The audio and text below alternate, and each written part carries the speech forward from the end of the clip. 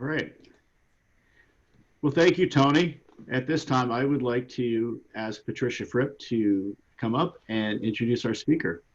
Patricia? Thank you. Our speaker is the Compliance Officer, Facilities Director, and Emergency Preparedness Coordinator for Axis Community Health. She has earned a bachelor's degree in both computer science and nursing. Her career has spanned patient care to systems engineering and network application security. We've all heard quotes around the importance of preparation. Shakespeare said, "All things are ready if our mind be so."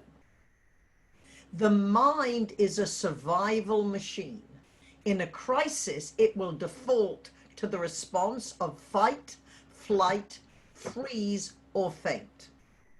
Our members from the police, military, and FBI will confirm these emotions do not serve us in the moments we need our wits the most.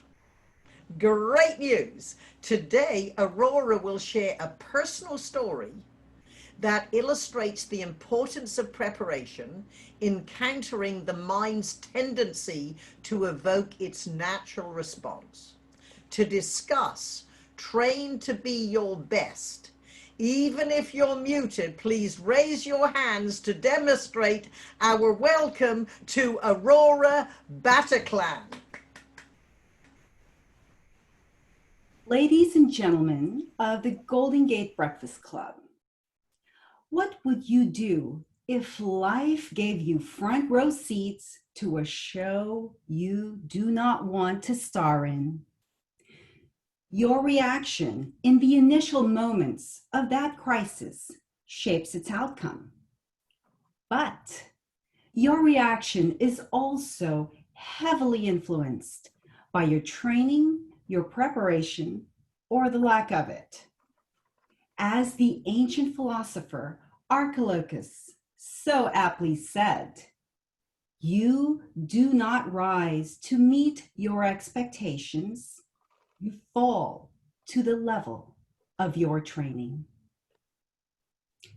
It all started on a long ago Monday night. The year was 1981. I was 11 years old, living in the Philippines with my family, in a small town outside of Manila. Now, our nights were usually very quiet, and this particular night, it started off like any other. My dad had just come back home from a long day at work, and he was taking a shower. My mom just finished preparing dinner, my favorite dish, pork adobo and fried rice. My sisters and I were setting the table, getting ready for dinner.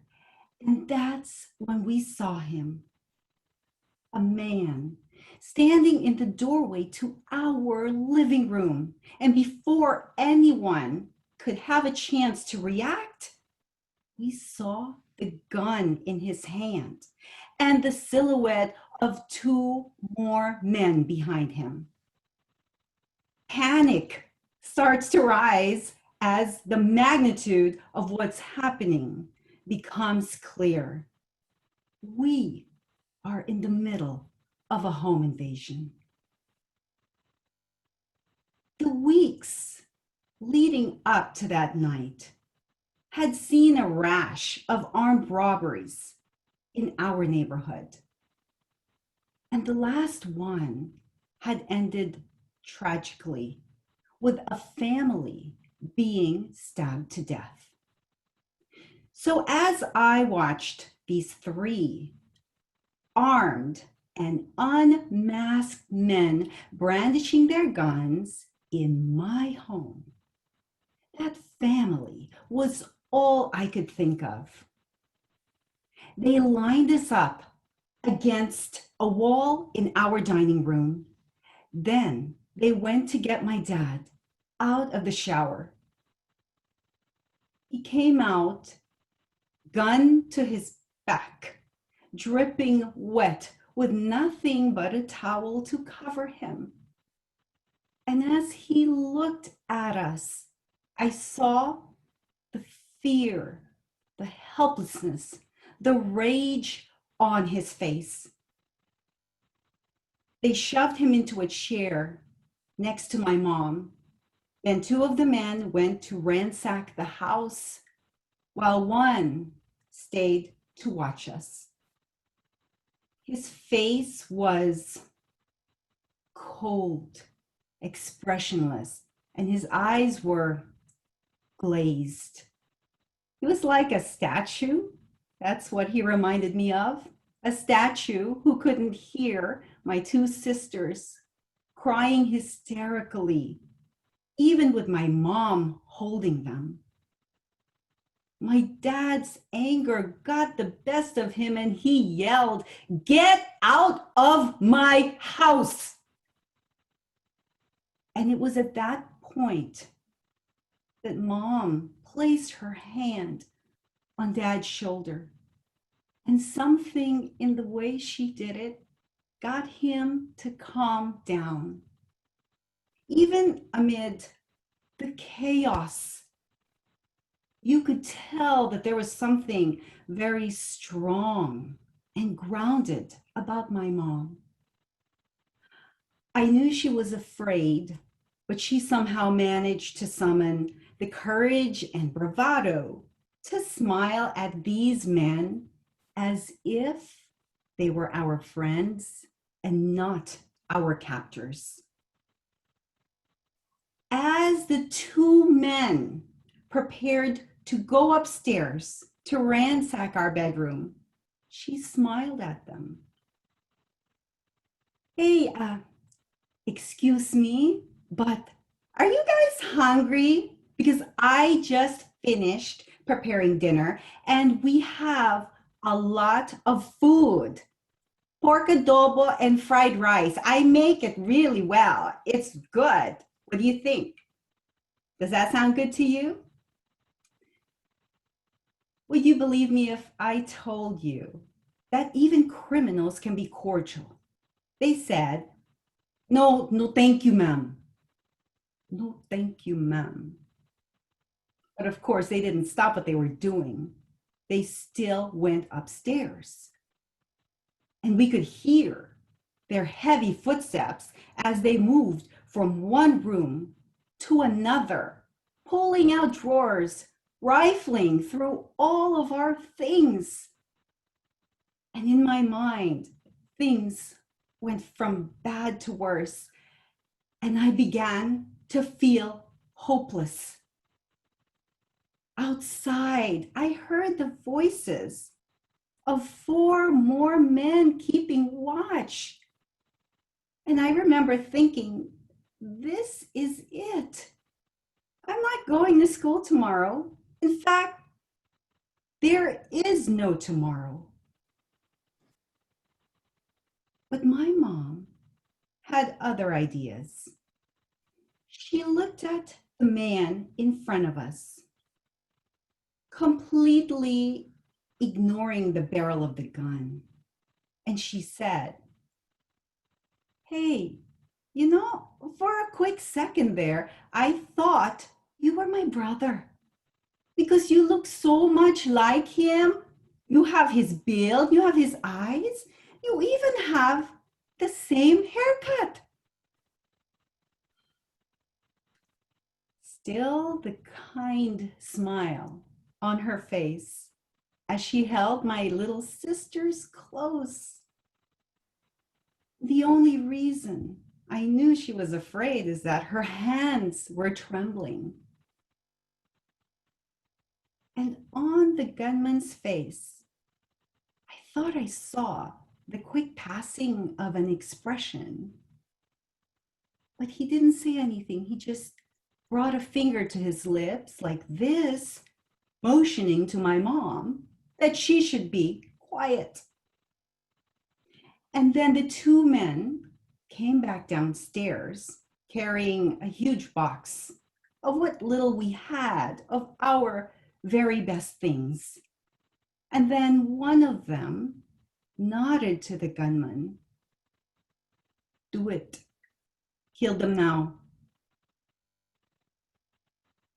And that moment, it lasted, it felt like forever.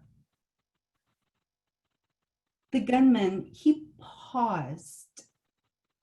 He looked at my mom, then back at his companions, and shook his head. No, their kids are too young.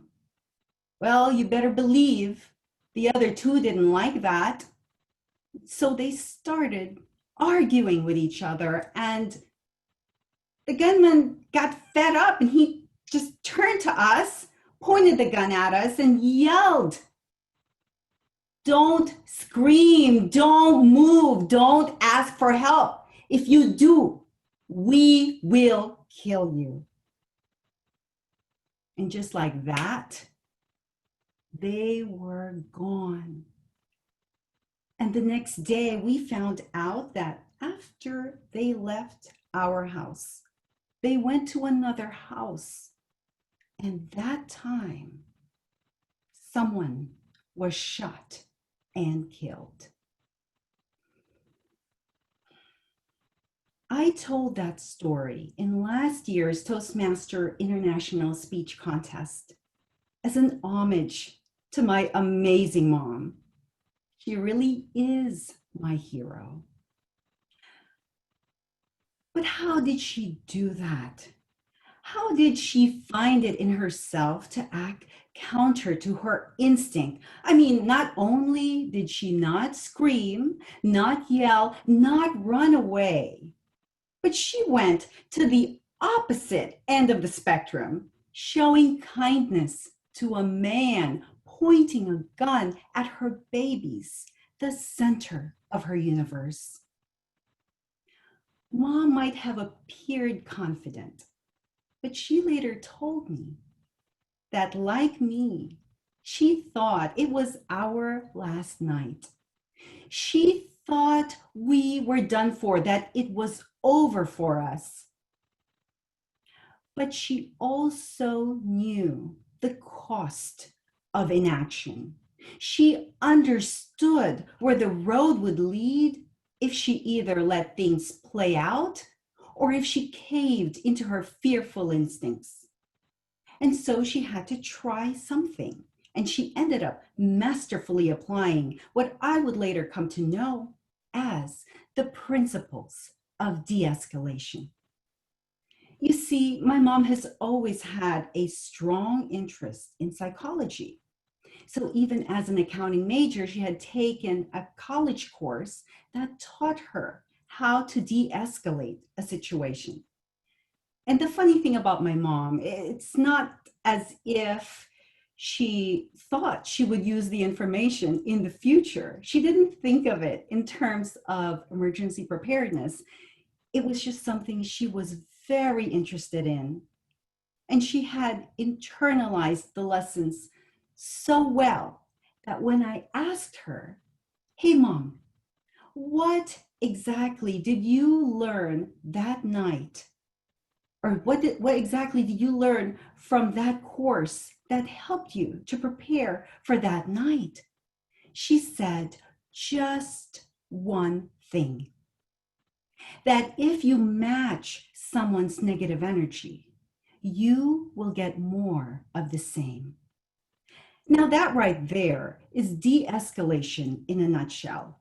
Because in a crisis, when people are angry, when they're afraid, emotions are heightened, they're not thinking rationally.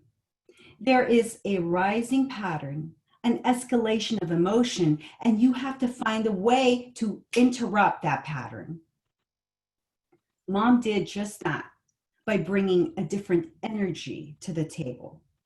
In the unlikeliest of moments, offering a smile, and then some pork adobo and fried rice.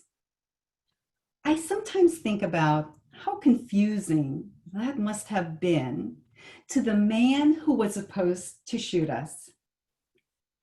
And then I am overcome with gratitude and relief, because if she didn't take that class on de-escalation, if she didn't learn the importance of navigating the energy embedded in a conversation, then there's no way she could have kept her wits, and things would have been very, very different for us. Will this work in every situation? No.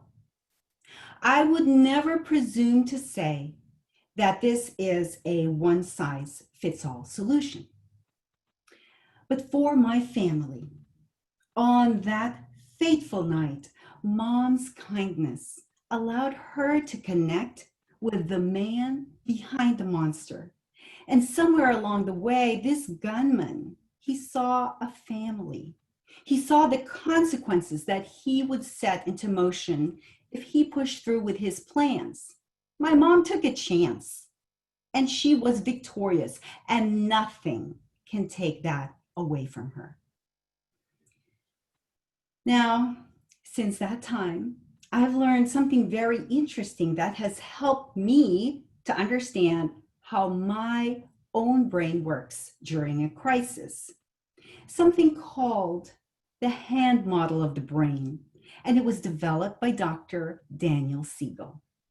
This is how it works. If you take your hand and you do this, what you have is something very similar to your brain. And in your skull, it would be oriented this way. Now, when you are stressed or you are in fight or flight, that means the lower part of your brain is now in charge and you've become very reactive. But with training, with training and preparation, you are better able to keep your wits about you. And that's because this part of your brain, your prefrontal cortex, the most highly evolved part of you, the part of you where your executive functioning, your decision-making skills, where your self-regulation live, that part of your brain stays online and it helps you to make good decisions through any crisis. I can say with confidence that my mom's training enabled her to keep her prefrontal cortex online that night. Not only that, but by offering up a different energy, she was able to influence the gunman's prefrontal cortex as well. In the world of emergency preparedness, the idea that you fall to the level of your training is key. We all need to be trained. In your business, even a 5-minute explanation of where the fire extinguishers and where the exits are can save a life. Imagine this. Imagine you have a new employee and they walk in on a small fire that could be put out with a fire extinguisher. Well, what if they never got the training? What if they were never told where these things are kept? It could be right behind them, but they're in a panic and they can't see it. 5 minutes later, that fire could grow out of control. It could cause damage to your property, or worse yet, someone could get hurt. But with training, everyone stands a better chance of keeping their cool and doing what is needed to address the situation at hand. I am so grateful for my mom. And all these years later, I am still in awe of her and what she was able to do that night.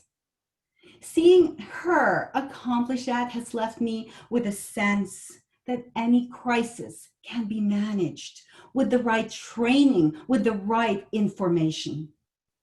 Our training is the floor that we stand on. Without it, we risk falling when we most need solid ground. In your life today, are you reaching for some opportunity but find yourself sinking to some level? If so, I invite you to heed the words of a very wise man. who said, "You do not rise to meet your expectations. You fall to the level of your training."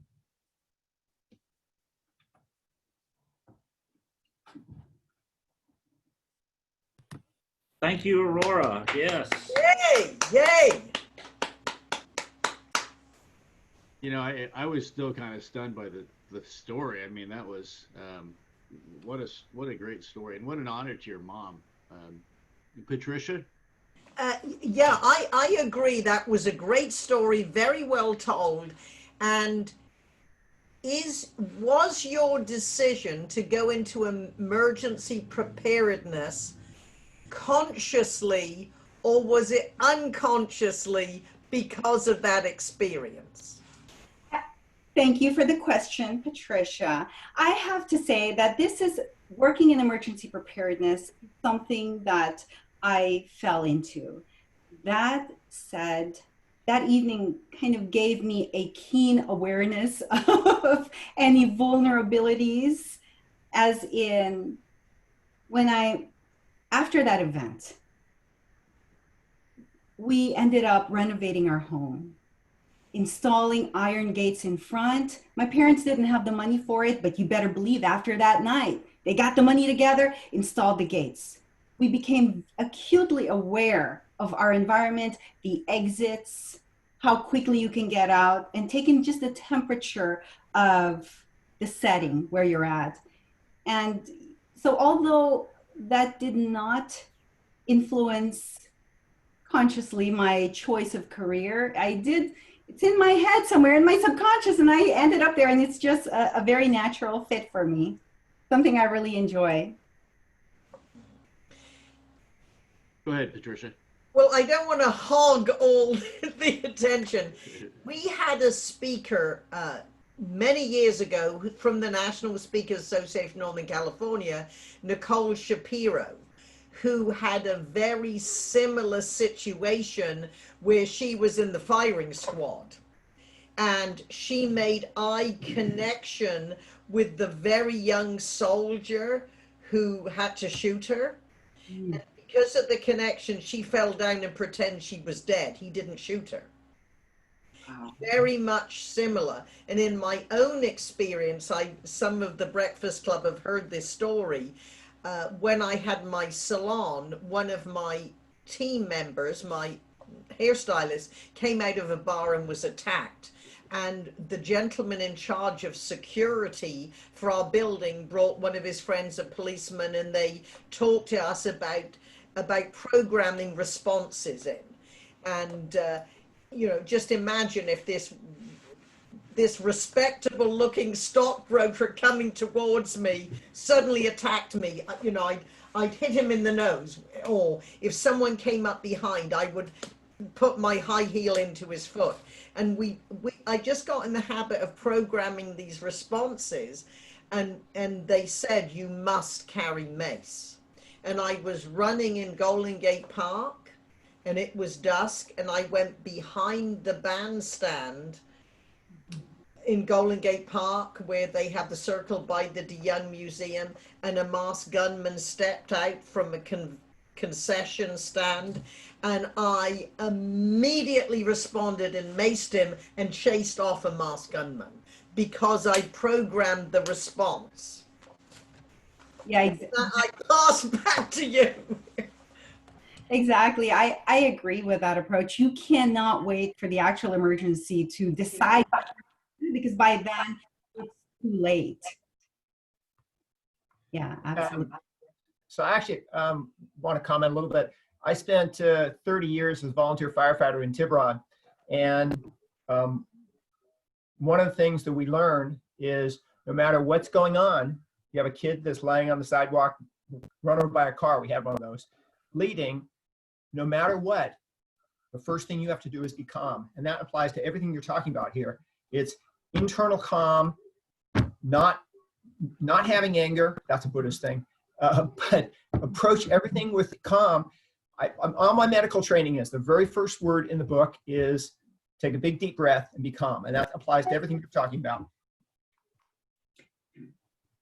Right, absolutely. And it's so I had referenced Dr. Dan Siegel in my speech, and he talks about how the prefrontal cortex is really key to helping us navigate difficult situations. And just alluding to last week's or the week before, where I believe is Dr. Evian, he had mentioned how, you know, meditation and certain exercises of self-care can help us to be grounded.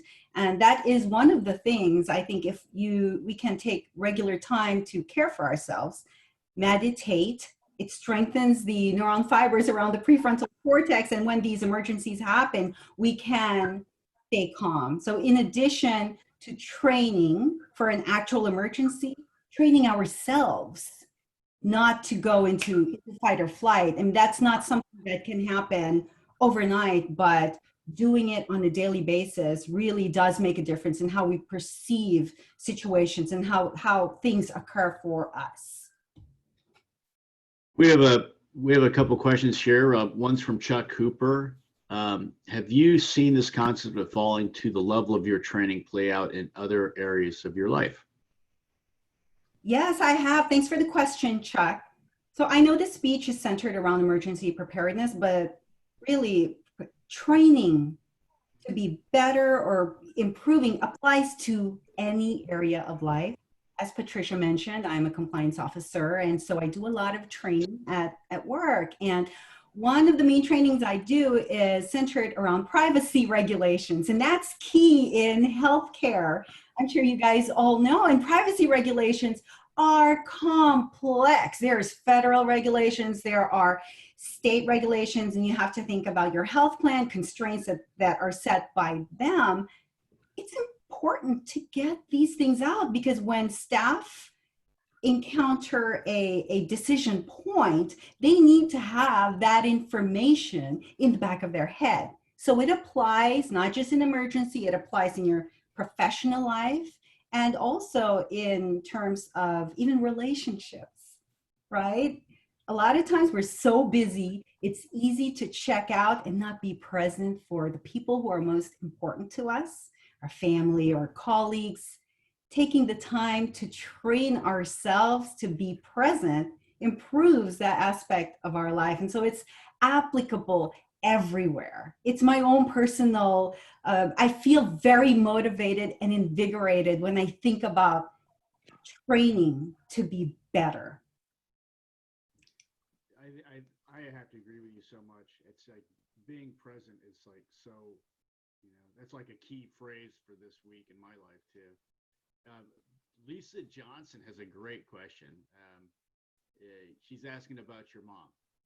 Did your mom pursue a career in, psychology or take more classes after this happened?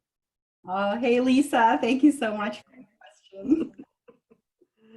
My mom, she's great with numbers, right? That's why she went into accounting.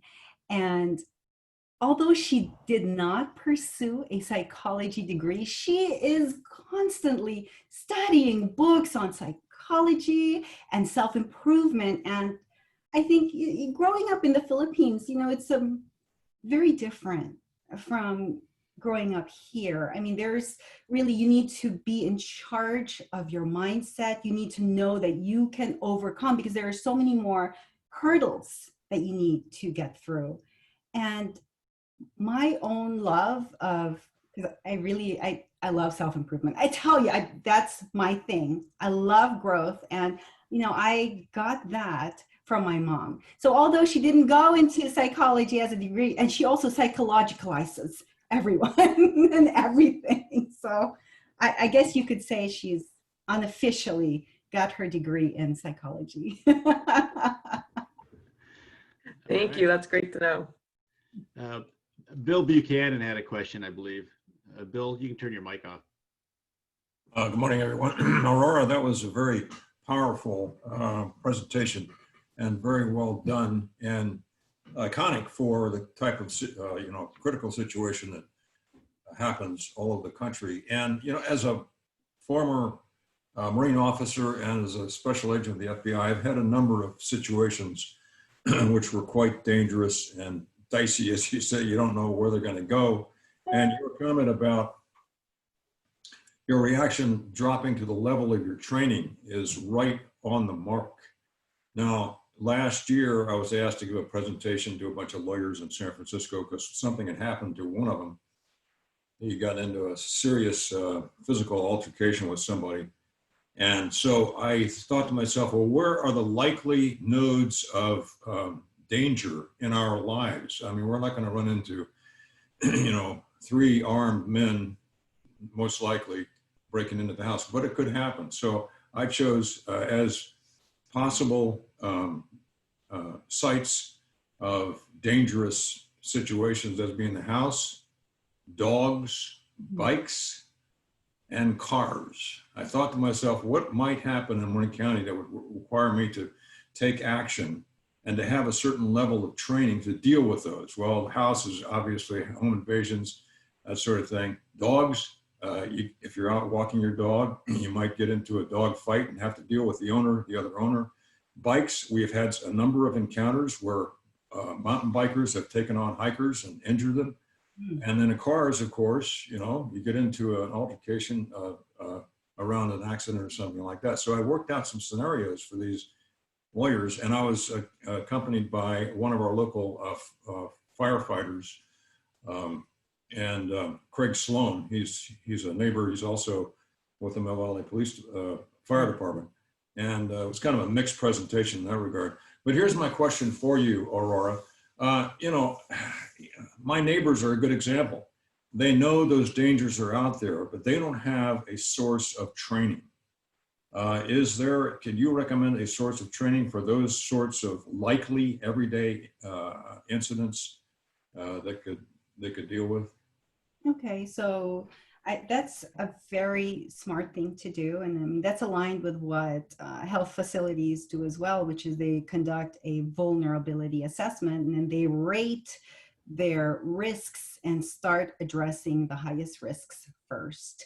So in terms of, for us, regular citizens, we need to watch out for, like you said, home safety. I would recommend going to the police department for guidelines on what we can do to protect ourselves and to guard our homes. It's also a good idea to kind of shop as far as having a home security system. I mean, ADP and those big companies, they're great, but now there are a lot of other options. Things where, the homeowner can actually monitor the home themselves. You've got the Ring, things like the Ring doorbell, which is a lifesaver. Oh my gosh, I love that. I think it's one of the best inventions ever. And in terms of, I think it's very good to think about the environment beyond your home. So if you're walking your dogs, knowing the phone number for the SPCA, animal control, just having all that information on hand. A lot of these resources are city or county based. In terms of, let's see, with what's going on today with the pandemic, the county, whatever county, I know there's several counties here, the people representing several counties, but you want to go to your public health department and look at guidelines on masking or social distancing requirements.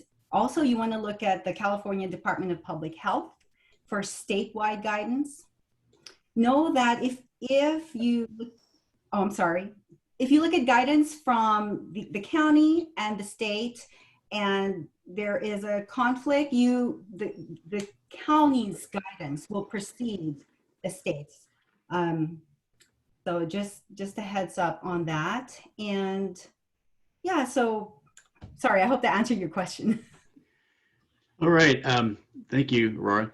So we're at 8:33 right now. We like to end our meetings as close to 8:30 as possible. So and we still have more questions. Aurora, can you stick around for a little bit and answer some more questions? Mm-hmm. All right. Thank you. At this time, I'd like to just, thank Aurora for joining us today. Let's give her a big applause. And thanks, you guys. Thanks for having me. I really enjoyed it. We hope to see you again soon. And we'll stick, for those of you that have questions, please stick around and we'll answer some more questions. All right. Okay, I think we have a question for one of our, Jeff Roller, one of our guests had mentioned he races sailboats offshore. Says, in fact, I was asked to be the navigator in the last years of Transpac, which is a huge race. Offshore sailboat racing is required routines, just as you described. Jeff, you could turn your mic off. Was there something more you wanted to ask or add to that? Yeah, it's one of the things that you have to do is you have to go through the mandatory safety training that the races all require, and you can Google those up. They're very public. Also, if you're not familiar with what's called a ditch bag, a DITCH, it's the bag that you grab right as you're getting into the life raft, and it carries everything from spare radios to passports to cash and all this other stuff. People that had ditch bags were not impacted by the fires when their houses burned down anywhere near as other people were, because they had ready photos, they had copies of what was in the house, that kind of thing. So I highly recommend in California you have a ditch bag just because of the fire and earthquake dynamic. Lastly, it can happen anytime. When I was in college, I was actually mugged by 4 guys from Oakland with box cutters outside of a supermarket when I made the mistake of being the last customer in the store on payday, and they were going to rob the supermarket. And the only thing that was humorous about the whole thing is they were from Oakland, and I was a kid from Cape Cod, Massachusetts, and they had a heavy, I guess you could call it an urban accent, and I had no idea what they were yelling at me. And so the more they yelled, the more I was turning like this, going, huh?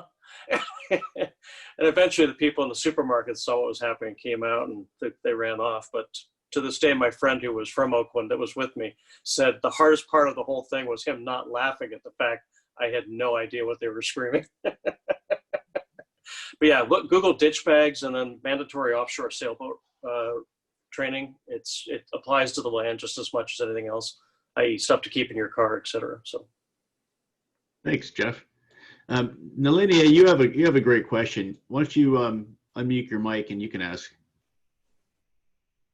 Yes, thank you very much, Craig. I just wanted to know if anyone knew of any organization that offers role playing in emergency situations that private citizens can take part in, because we're woefully unprepared for emergency situations as a population.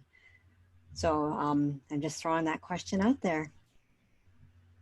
Hi, Nalinia. So I'm in Alameda County, and there's something called the Disaster Preparedness Health Coalition, which is actually a consortium comprised of clinics, skilled nursing facilities, hospitals, and they, as an organization, they do conduct a role-playing exercise every year. But if you contact your local public health department, they will be able to connect you with any organization in your area that does provide that. Okay, excellent. Thanks so much, Aurora. Of course. Larry Pond has something. He says, "How about CERT?" Can you go over that? I'm not even sure what CERT is. NERT, Neighborhood Emergency Response Teams. Oh, okay. Thank you. I didn't recognize the acronym. Yeah. So. Good. Okay. I'm not an expert on CERT, Larry, but thanks for asking the question. I have heard of it, and that's definitely something that's worthwhile. And Nalinia, to answer your question, that would be in line with what you're looking for. All right. I don't have any other questions on the board. Would anyone else? Janice, it looks like you have a question. Or you I just wanted to respond to the question about CERT. I did a Zumba fundraiser for them one time. CERT stands for Community Emergency Response Team. It's a network all over the Bay Area, and I'm pretty sure it's all over the country, where neighborhood people are grouped together. Emergency supplies are stored in a lockup box somewhere in a park, and when there's an emergency, all the CERT people from that neighborhood know just to go to that meeting place, and then they begin to triage through the neighborhood, like during the case of an earthquake, and to try to see if there are any seniors or anybody that needs help. Then they, through their, what do you call those, walkie-talkies? I don't know the technical term.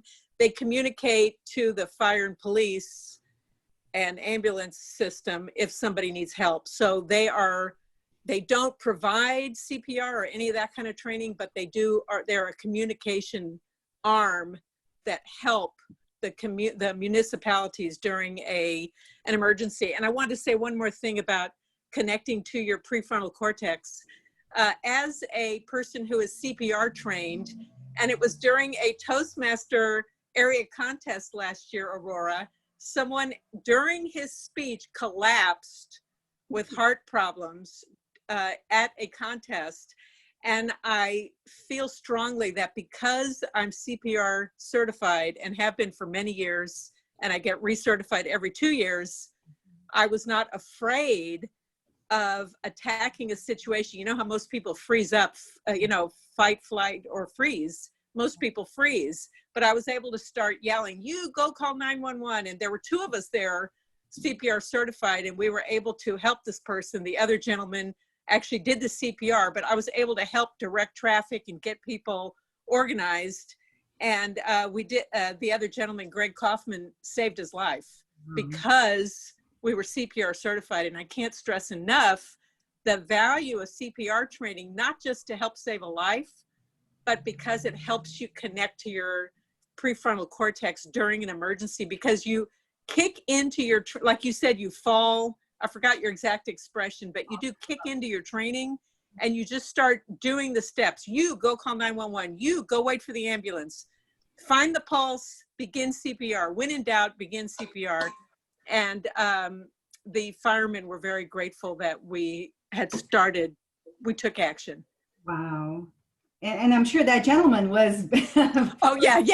Yes, he was glad he took action too. Yeah, but anybody who's living with a heart patient should be CPR certified. Absolutely. Joel, you have a question. You always have a question. No, I'm just appreciating the speaker. Thank you, Bert. Thank you. Bert? Yeah, I just wanted to mention that if you're involved with Boy Scouts go do a lot of that kind of training, both outdoors and indoors in preparation. So if your kids are involved in scouting, they've probably been through those trainings already. Any other questions? Well, I don't think we have any other questions, Aurora. Well, Craig, on another subject, I put this in the chat. Who is our speaker for next week? Oh, well, that's a great thing, and thank you for asking. Next week, we're getting final confirmation, but Mike Selfridge looks like he's going to be speaking with us, and he's an economist. He's been great. He was here last year, so I really hope that goes through. And then, what's that, Tony? Mike's the executive vice president and chief banking officer with First Republic Bank. So we should have him scheduled for next week. Yeah, so that's going to be, that definitely want to be there for that. And then following that, Terry Duquet is going to be talking to us about wild horses. So you like that, Janice? Yes. Do you know Terry, by the way? No. Oh, okay. Anyway, Terry's with the Wild Horse Foundation. They save wild horses, and I think that'll be a nice change. We're going to try and mix it up a little bit, so Terry will be with us. And then the following week we have a mystery speaker. So we will be introducing our mystery speaker soon. Okay. Do you guys have any questions for me? Yes, let's take a minute after the meeting. Okay. Thank you, Joel. I'll stick around. All right, Betty, you always have a question. No, but thank you for a wonderful presentation. That was fabulous. And maybe we should have our own Bill Buchanan speak to us about his talk that he gave with the different areas of our lives where we might encounter danger. And having been a nurse and a nurse practitioner, the sense of calm in tragedy or in crisis is so critical. And I don't know if it's learned, it's kind of a combination of both. So I appreciate your presentation. Thank you. Patricia?